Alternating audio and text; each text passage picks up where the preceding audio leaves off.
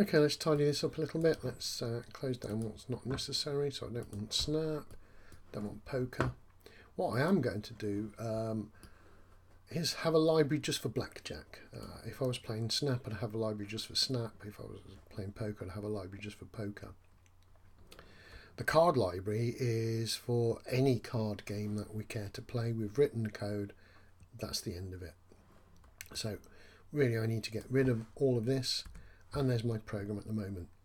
So what I tend to do is always write main program as a comment, so I know where my main program is. And I'm going to choose a new file, and I'm going to start creating functions that are just for blackjack. So I'm going to save this as bjack lib.py. So this is the library just for blackjack routines. So for example, if I deal cards out in blackjack, I'm going to have two players. I'm going to deal 2 cards to player 1 and 2 cards to the dealer. That's not the same as if we're playing poker. That's not the same as if we're playing snap. So this library is just going to contain all the routines for blackjack, and I'm going to keep this file clear just for the main game. So I need to import my library, which was called bjack lib, and I'm going to call that as bj. So I'm using this library, calling it in and using it in my program with bj. So everything's going to be bj dot something, bj dot something.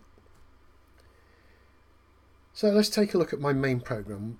What do I want to do with my main program? The first thing I need to do is create a deck of cards, and I'm going to loop forever while true, because I'm going to play the game, run the game, and then ask the user if they want to sort of play again. But to begin with, I'm just going to run the game through. This is going to be forever. Run the game through, then run it again, then run it again. So this eventually will change into to be a condition rather than just true. But for the time being, I'm just going to call it true so I can see what is happening. And just keep going over and over so I don't have to keep restarting my program. So the first thing I need to do is generate a pack of cards.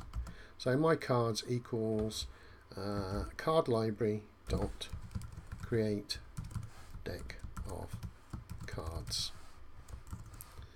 Job done. And all I'm going to do is print those cards onto the screen. Print cards. I am then going to ask the user raw underscore input, press enter to continue, and we've seen this in the craps game and other games that we've created. This just waits for the user to press enter before moving on.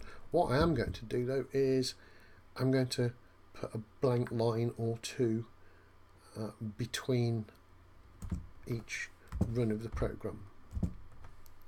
So there's 2 blank lines.